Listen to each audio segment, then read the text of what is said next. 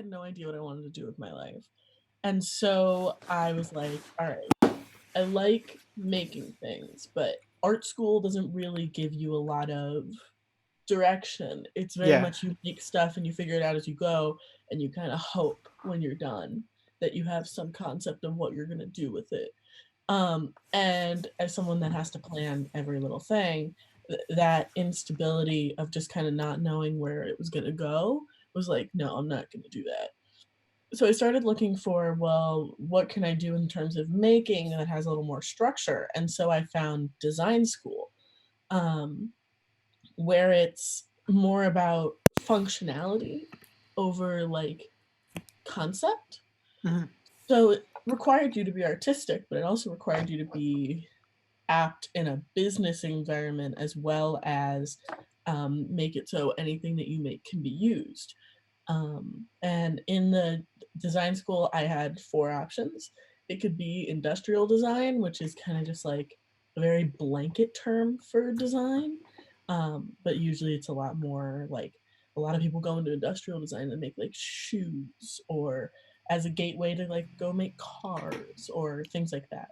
Um, then there's comm design, and comm design is communications design. It's labels and billboards and a lot of like what we see graphically in the economy.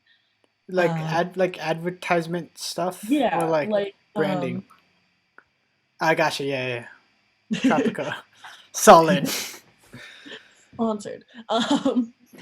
Not sponsored. Pay me. Tropica, pay Um, me. and then there is EDI, which is interior and environmental design, which is just like interior design, but it also encompasses like if you were designing a house, how not only it would affect the environment based on your tool, excuse me, sustainability and tools and time, but also just like, you could, I think environmental also could mean like you're designing like a greenhouse or something. Yeah, yeah. And then there was fashion. And out of those choices, I kind of was looking at either comm or fashion, but just fashion hit a lot more buzzwords for things that I like to do more in terms of shape and problem solving and color and texture and pattern. And so I was like, all right, guess this is what I'm going to go do.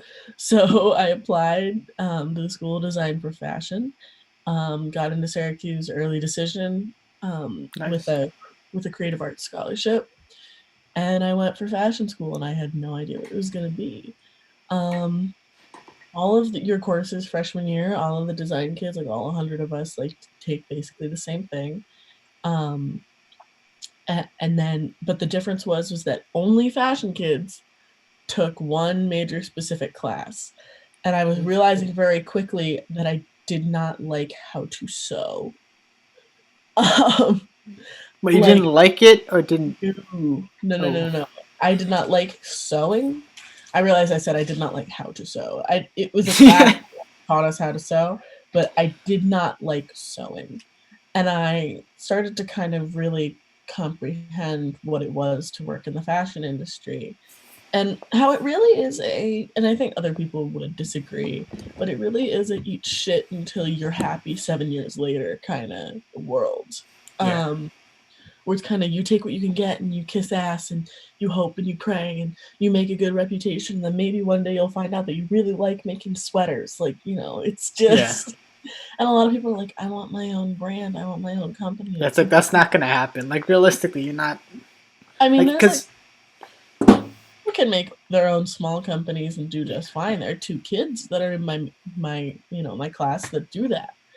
And that's great, but it's also like, yeah, that's not what everyone's going to do. yeah, And and I mean it's like I'm just thinking because it's like you can't just like go into something like yeah I'm gonna start my own business like right away I'm gonna be an expert. It's like no like people who like do a business well have like been doing it for years. So usually people have been doing this for years. Like even like some people generations, right? Like some mhm. people like oh I know like people make some people make millions off banking because they're like I've been doing banking for 20 years. My parents did banking. My grandparents did banking, or like or music or anything really, you know. So yeah, go ahead. Sorry. Um, so, but it was just like, I was starting to realize, I was like, as much as it hits a lot of the creative elements that I respond to, I just really don't want to live in this world. It's just not really the industry that excites me. And neither did a lot of the content. Like, Yeah. it's really about knowing everything about everything and having it under your belt. And I think that that's kind of something that we don't realize is like really important in whatever you do, in having that encyclopedia of knowledge to be able to pull from. Um, but it's just kind of like, I feel like you're going to have to want to read the encyclopedia first. Mhm. And to me, I was like, yeah, okay, no, fuck that. So I'm finishing out my first year, and I take 2 fashion classes now this semester, and the rest of the majors are starting to take major specific courses and things like that. And I'm just still not super thrilled with it. So my currently, I as of the first day of the next term, I'm no longer a fashion student.